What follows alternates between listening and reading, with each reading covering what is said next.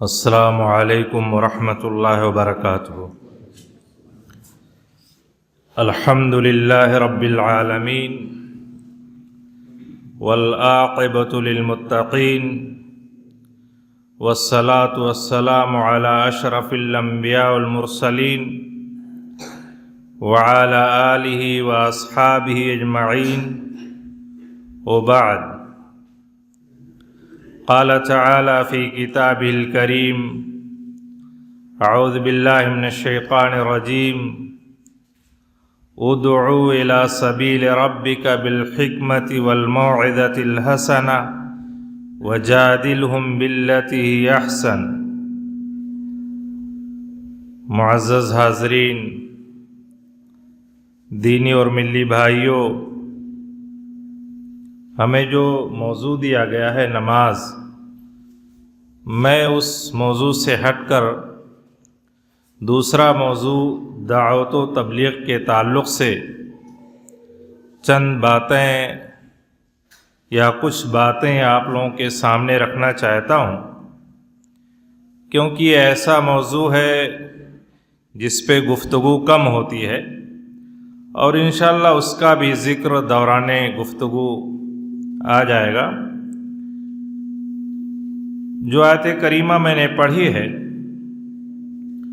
اس میں اللہ تعالیٰ نے ہمیں حکم دیا ہے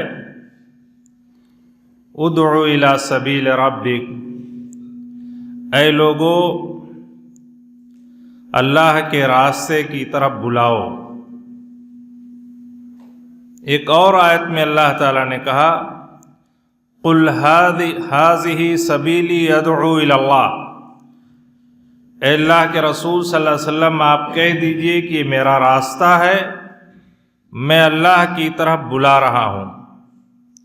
یعنی دعوت و تبلیغ میں ضروری ہے کہ انسان کے اندر اخلاص پایا جاتا ہو، للہیت پائی جاتی ہو، تقوی پایا جاتا ہو، کہ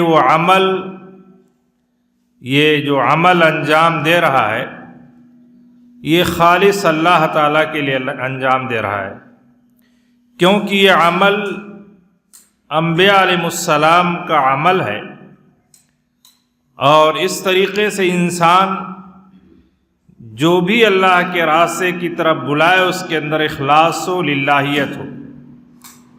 ادعو الی اللہ، میں اللہ تعالیٰ کی طرف بلا رہا ہوں۔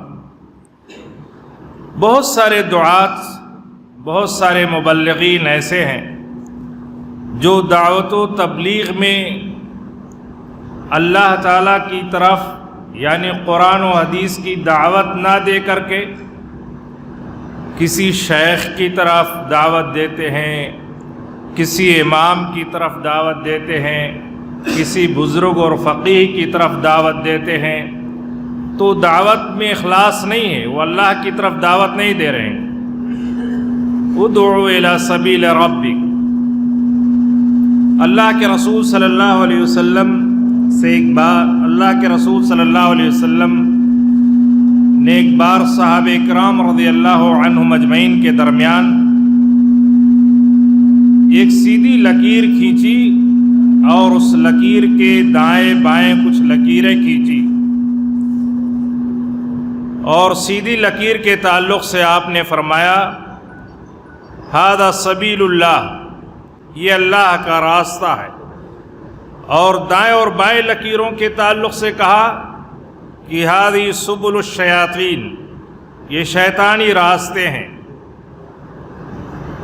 اور اس کے بعد آپ صلی اللہ علیہ وسلم نے قرآن کریم کی آیت پڑھی وَأَنَّ هَذَا صِرَاطِي مُسْتَقِيمًا فَاتَّبِعُوهُ، لوگو یہ میرا سیدھا راستہ ہے، تم اس کی پیروی کرو۔ تو دعوت و تبلیغ یہ انبیاء علیہ السلام کا مشن رہا ہے، اس کی بڑی فضیلت اور منقبت قرآن و حدیث میں آیا ہے۔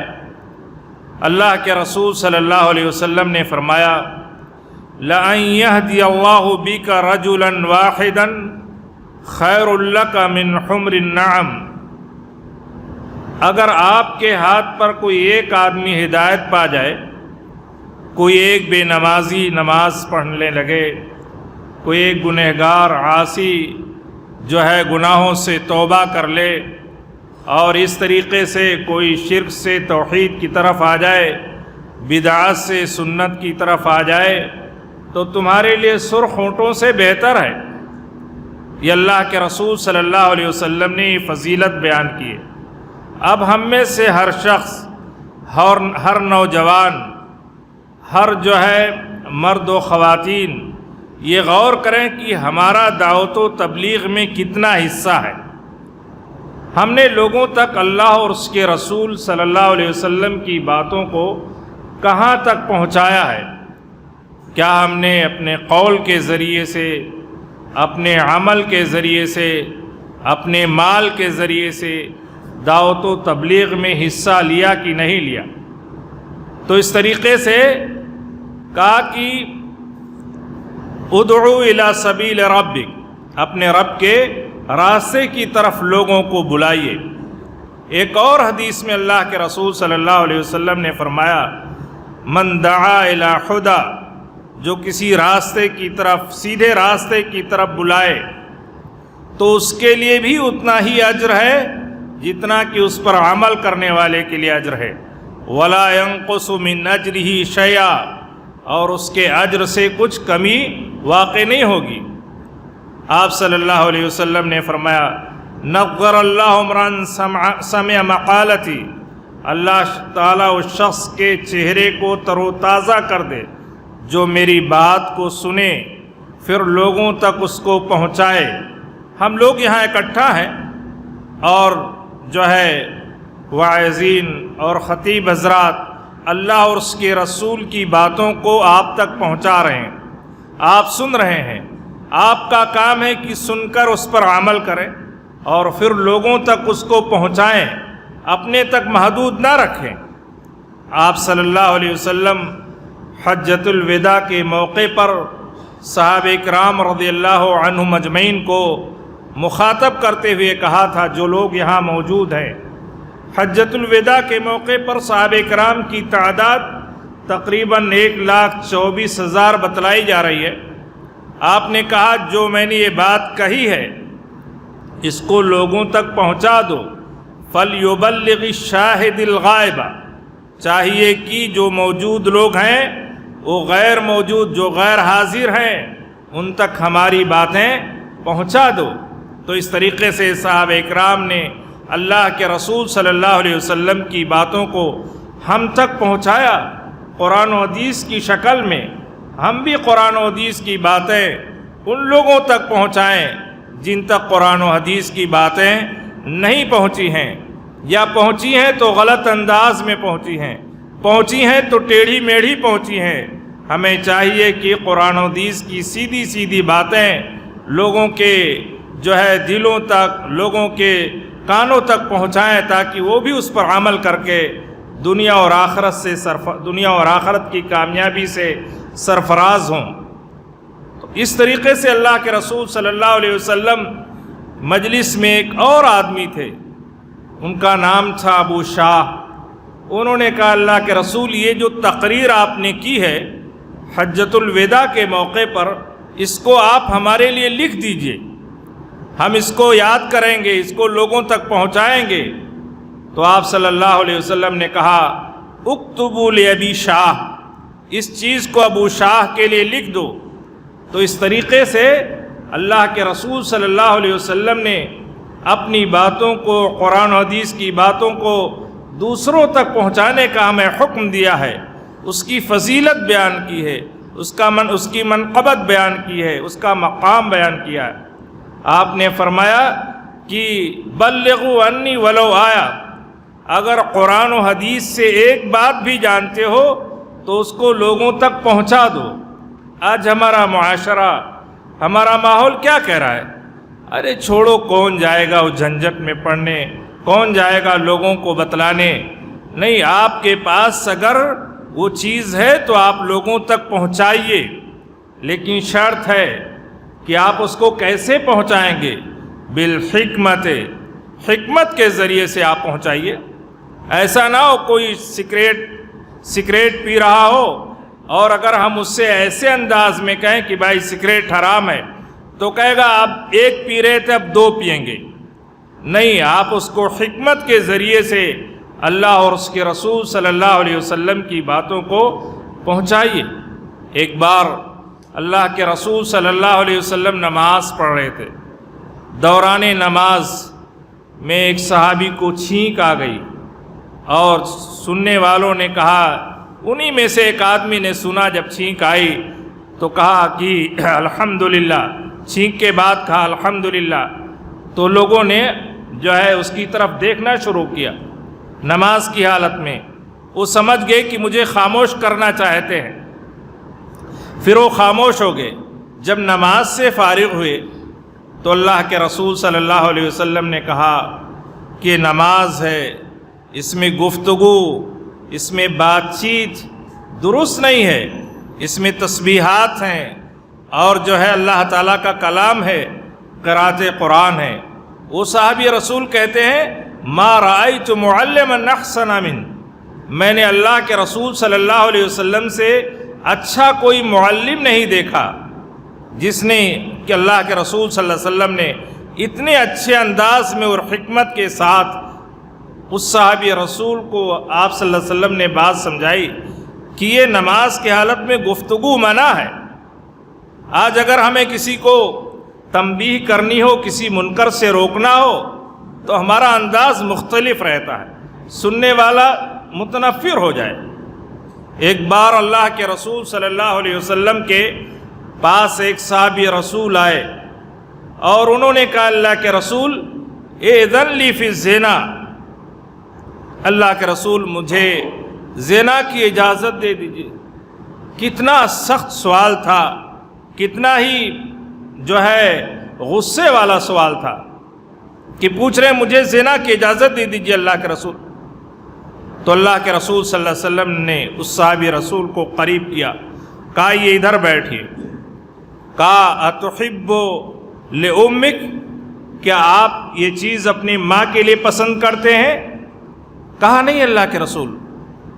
کہا والناس لا يحبون لامہاتہم، لوگ اپنے ماؤں کے لیے نہیں پسند کرتے ہیں.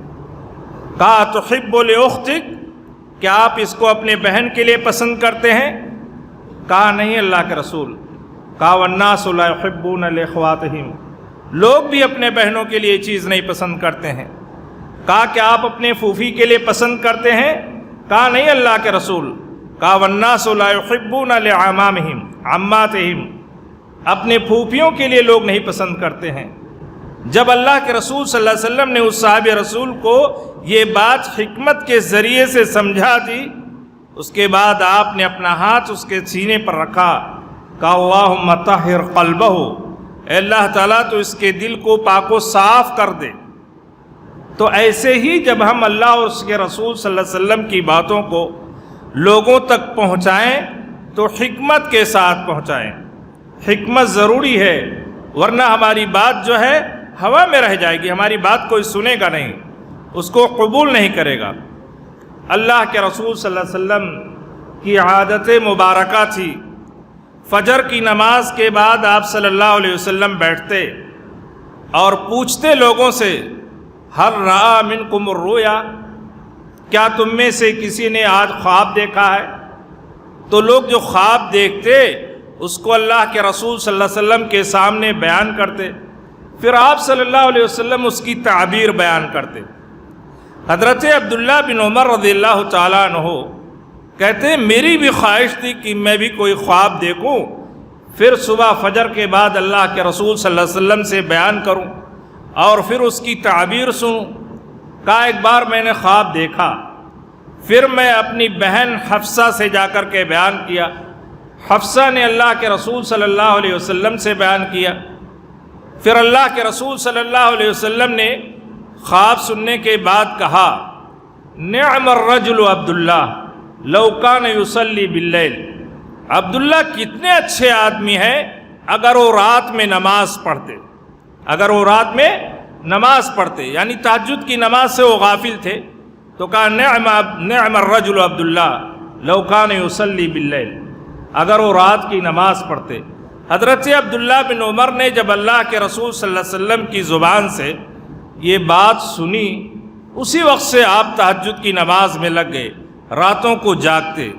آج ہمارا نوجوان 5 وقتہ نمازوں سے غافل ہے، تو تہجد تو دور کی بات ہے۔ اس لیے ہمیں چاہیے کہ 5 وقتہ نمازوں کے ہم جو ہے عادی بنیں اور اس کو ادا کریں۔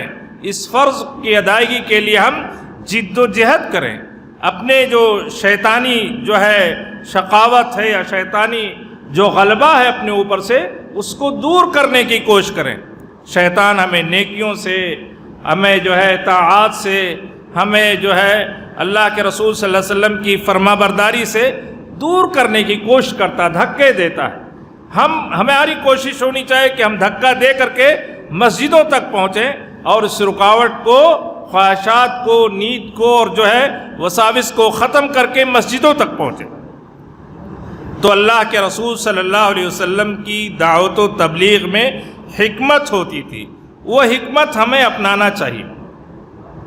ایک بار شیخ الاسلام ابن تیمیہ رحمہ اللہ علیہ کا ذکر ہے، وہ جا رہے تھے اور دیکھا کہ جو تاتاری لشکر ہے وہ شراب و کباب میں مشغول ہیں۔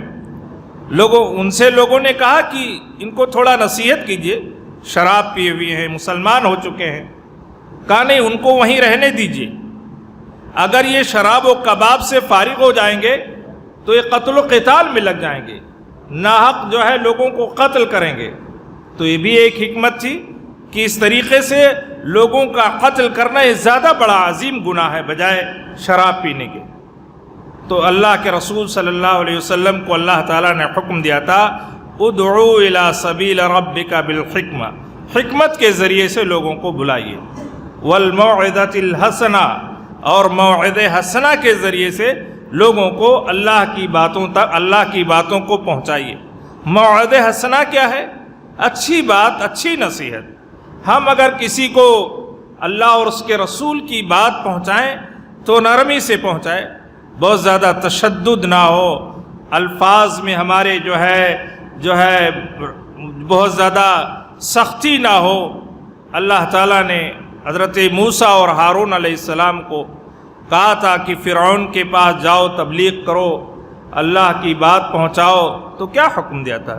فَقُولَا لَهُ قَوْلًا لَيِّنًا لَعَلَّهُ يَتَذَكَّرُ وَيَخْشَىٰ، جائیے اور نرمی سے بات کیجیے۔ کس سے؟ فرعون سے۔ اب فرعون سے بڑا جابر اور ظالم اور کافر کون ہے؟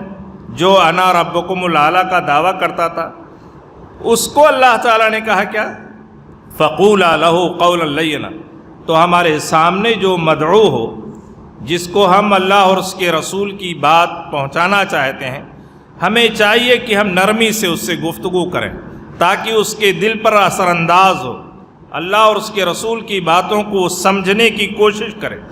ہم تنفر والی بات نہ کریں اور جو ہے سختی والی بات نہ کریں، نرمی سے، موعظہ حسنہ، اچھی نصیحت کے ذریعے سے ہم اللہ اور اس کے رسول صلی اللہ علیہ وسلم کی باتوں کو ان تک پہنچائیں۔ ادعو الی سبیل ربک بالحکمت والموعظۃ الحسنہ۔ آج ہماری دعوت کہاں ہے؟ غائب ہے نا۔ عملی دعوت، اصل دعوت کیا ہے؟ عملی دعوت۔ اللہ کے رسول صلی اللہ علیہ وسلم کی جو دعوت تھی وہ قولی دعوت تھی، زبان سے آپ لوگوں کو دعوت دیتے تھے۔ صفا پہاڑی پر جب آپ چڑھے تو لوگوں کو کہا قولوا لا الہ الا اللہ تفلحوا، لوگوں لا الہ الا اللہ کہو کامیاب ہو جاؤ گے۔ آپ عکاظ بازار میں جاتے تھے، وہاں اللہ کی بات پہنچاتے تھے۔ آپ جب حج کا موسم آتا تھا تو وہاں جاتے تھے اور اللہ کی بات کو وہاں پہنچاتے تھے۔ آج اگر ہمارا کوئی داعی یا مولوی بازار میں چلا جائے، ہوٹل پہ بیٹھ جائے، تو لوگ سمجھتے ہیں کہ مولانا کو ہوٹل پہ نہیں بیٹھنا چاہیے۔ ارے مولانا ہوٹل پہ بیٹھیں گے تبھی تو اللہ اور اس کے رسول کی بات کو لوگوں تک پہنچا سکے۔ وہ بھی ایک مقام ہے، ایک جگہ ہے، بازار بھی ایک مقام ہے، ایک جگہ ہے۔ اللہ کے رسول صلی اللہ علیہ وسلم عکاظ بازار، مکے کے جو بازار لگتے تھے وہاں جاتے تھے اور اللہ تعالیٰ کی بات کو، قرآن کی بات کو پہنچاتے تھے لوگوں تک۔ تو ہمیں زبان کے ذریعے سے خطبے کے ذریعے سے، تقریر کے ذریعے سے، تحریر کے ذریعے سے ہمیں اللہ اور اس کے رسول کی بات کو پہنچانی چاہیے، اور تحریر کے ذریعے سے بھی اللہ کے رسول صلی اللہ علیہ وسلم نے بادشاہوں کو خط لکھا، عمرا کو خط لکھا، اور اس طریقے سے جو بڑے بڑے رؤسا اس زمانے کے تھے ان کو خط لکھا، کہا اسلم تسلم، اسلام لے آؤ، مسلمان ہو جاؤ، امن و امان میں رہو گے، امن و امان میں رہو گے۔ اس طریقے سے آپ نے دعوت دی خط کے ذریعے سے۔ آج ہم دعوت دے سکتے ہیں کس کے ذریعے سے؟ واٹس ایپ کے ذریعے سے، اور جو ہے فیس بک کے ذریعے سے، یوٹیوب کے ذریعے سے، اور اس طریقے سے اور بھی جو دوسرے وسائل ہیں، موجودہ ٹیکنالوجی ہے، اس کے ذریعے سے ہم اللہ اور اس کے رسول کی باتوں کو منٹوں اور سیکنڈوں میں پوری دنیا تک پہنچا سکتے ہیں۔ تو یہ کام ہمارا ہونا چاہیے کہ ہم قال اللہ اور قال الرسول کی صدا لوگوں تک نئی نئی جو ٹیکنالوجی آ رہی ہے اس کے ذریعے سے بھی ہم پہنچائیں، اور اس طریقے سے اللہ اور اس کے رسول کی باتوں کو ہم دوسروں تک پہنچا کر کے اس دینی فریضہ کو انجام دیں۔ تو اللہ کے رسول صلی اللہ علیہ وسلم نے خطوط کے ذریعے سے اور عملی طور پر بھی آپ نے دعوت دی۔ آپ کو کہا گیا صادق، کہا گیا آپ کو امین کہا گیا۔ کیوں؟ لوگ آپ کے پاس امانتیں لا کر کے رکھتے تھے، اور آپ اس امانت کو جو ہے بڑی امانت داری سے رکھ کر کے پھر اس کو پہنچاتے تھے۔ تو عمل کے ذریعے سے اللہ کے رسول صلی اللہ علیہ وسلم نے دعوت و تبلیغ کی۔ آج ہم عمل کے میدان سے عاری، اگر ہمارا پڑوسی بے نمازی ہے تو ہم اس کو نماز کی دعوت نہیں دیتے ہیں، شرابی ہے تو ہم اس کو ترک شراب کی دعوت نہیں دیتے ہیں، عاصی ہے تو ہم اس کو جو ہے اس منکر سے نہیں روکتے۔ حالانکہ ایک مسلمان کا یہ معمول ہونا چاہیے، والمؤمنون والمؤمنات بعضهم اولیاء بعض، ایک مومن مرد اور مومن عورت ایک دوسرے کے دوست ہیں۔ یامرون بالمعروف وینہون عن المنکر، بھلائی کا حکم دیتے ہیں اور برائی سے روکتے ہیں۔ تو ہمیں چاہیے کہ جب بھی ہم کوئی برائی دیکھیں معاشرے میں، سماج میں، اپنے اندر، گھر میں، خاندان میں، تو ہم اس کو روکنے کی، ٹوکنے کی کوشش کریں، اور اس کے بھی مراتب ہیں۔ آپ صلی اللہ علیہ وسلم نے فرمایا من رآ منکم منکرن، جو کوئی منکر غلط بات دیکھے فلیغیرہ بیدہ، تو اسے چاہیے کہ اپنے ہاتھ سے مٹا دے۔ اگر گھر کا جو ہے سردار یا گھر کا سرپرست بچوں کے اندر، بیوی کے اندر، لڑکیوں کے اندر کوئی خرابی دیکھتا ہے تو طاقت رکھتا ہے، پاور رکھتا ہے، اس پاور کو استعمال کرے اور اس برائی کو ختم کرنے کی کوشش کرے۔ من رآ منکم منکرا فلیغیرہ بیدہ فإن لم یستطع فبلسانہ، اگر وہ طاقت نہیں رکھتا تو زبان کے ذریعے سے اس کو کہے، خطبوں میں، تقریروں میں، واعظ و نصیحت میں، تذکیر کے ذریعے سے، اور اگر اس کی بھی طاقت نہیں رکھتا تو دل میں برا جانے کہ یہ کام غلط ہو رہا ہے، ہم تو کہہ نہیں پا رہے ہیں اس کو، ہم جو ہے اس کا اعلان نہیں کر پا رہے، لیکن یہ کام برا ہو رہا ہے، دل میں برا جانے۔ اللہ کے رسول صلی اللہ علیہ وسلم نے فرمایا یہ ایمان کا سب سے کمتر درجہ ہے، ایمان کا سب سے کمتر درجہ ہے۔ تو اس طریقے سے اگر ہمارے معاشرے میں منکر کام ہو رہا تو ہم اس کو روکیں۔ ایک داعی جب معاشرے میں دعوت و تبلیغ کا کام کرتا ہے تو سب سے پہلا فائدہ اسی کو ہوتا ہے، سب سے پہلا فائدہ اسی کو ہوتا ہے، اسی کو پہنچتا ہے۔ اللہ کے رسول صلی اللہ علیہ وسلم نے فرمایا الدال علی الخیر کفاعلہ، بھلائی کی طرف لوگوں کو بلانے والا جیسے کہ اس نے خود جو ہے بھلائی کی ہو، تو پہلے وہ خود اس جو ہے بھلائی کے اجر و ثواب سے مستفید ہوتا ہے۔ جب انسان مر جاتا ہے اور مرنے کے بعد جو اس کے لیے اجر و ثواب متعین ہوتا ہے، تو اللہ کے رسول صلی اللہ علیہ وسلم نے فرمایا کہ جب انسان مر جاتا ہے تو 3 ذریعے سے اس کو ثواب ملتا ہے مرنے کے بعد۔ ان میں سے آپ صلی اللہ علیہ وسلم نے فرمایا او علم ينتفع به، یا اس نے کوئی علم چھوڑا ہو جس سے لوگ فائدہ اٹھا رہے ہوں۔ ایک مبلغ جب تبلیغ کرتا ہے تو اس سے بہت سارے لوگ مستفید ہوتے ہیں، بہت سارے لوگ اس کی دعوت سے جو ہے مسلمان ہوتے ہیں، اس کی دعوت سے موحد ہوتے ہیں، اس کی دعوت سے نمازی ہوتے ہیں، اس کی دعوت سے جو ہے کتاب و سنت کے پابند ہو جاتے ہیں، مسجدوں کے وہ جو ہے گرویدہ ہو جاتے ہیں۔ تو جب تک وہ لوگ یا اس کے بعد جو نسلیں چلتی ہیں اس کو اس کا اجر و ثواب ملتا رہے گا۔ تو ہمیں بھی چاہیے کہ یہ عمل تسلسل و استمرار والا جو عمل ہے مرنے کے بعد، ہم بھی اس میں شامل ہوں کہ مرنے کے بعد ہمیں بھی اجر و ثواب ملے، اور اس طریقے سے اس حدیث کی روشنی میں ہم بھی اس سے مستفید ہوں۔ آج ہم لوگ جو یہاں بیٹھے ہیں اپنے گریبان میں منہ ڈالیں اور یہ تصور کر کے جائیں یہاں سے کہ جب ہم یہاں سے جائیں گے جو بھی ہم نے سنا ہے یا پہلے ہم نے جو سنا ہے، جو ہمارے دل و دماغ میں، ہمارے جو ہے علم میں جو چیز موجود ہے، انشاءاللہ اس کو دوسروں تک پہنچائیں گے حکمت کے ذریعے سے، اور جو ہے موعظہ حسنہ کے ذریعے سے، اور اچھی جدال کے ذریعے سے۔ تو اس طریقے سے ہر آدمی کا اپنا اپنا نصیب ہونا چاہیے۔ دعوت و تبلیغ مال کے ذریعے سے بھی کیا جا سکتا ہے، اور صحابہ کرام رضی اللہ عنہم اجمعین نے بھرپور اس میں جو ہے کارکردگی دکھائی ہے۔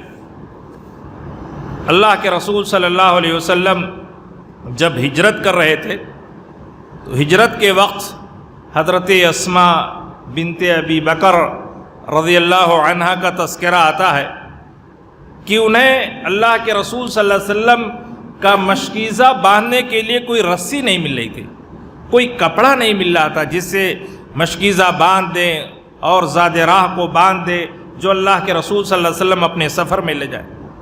ان کے پاس ایک کمر بند تھا جسے وہ استعمال کرتی تھی، کمر بند کو نکالا اور اس کو دو حصہ کر دیا۔ بظاہر یہ تو معمولی مال ہے، لیکن یہ بڑی ہی اعلیٰ خدمت ہے دین کے لیے، دین کے راستے میں۔ اس کو دو حصہ کیا، ایک حصہ کو کمر میں باندھ لیا اور ایک حصے سے مشکیزہ باندھ لیا۔ اسی وقت ان کا نام کیا پڑ گیا؟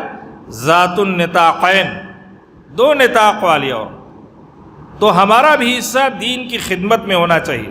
کوئی ضروری نہیں کہ ہم سیٹھ ہوں یا ہم تاجر ہوں یا اس طریقے سے ہم جو ہے کاروباری ہوں یا ہم سرکاری نوکری میں ہوں تبھی ہم جو ہے دین کی خدمت مال کے ذریعے سے کر سکتے ہیں۔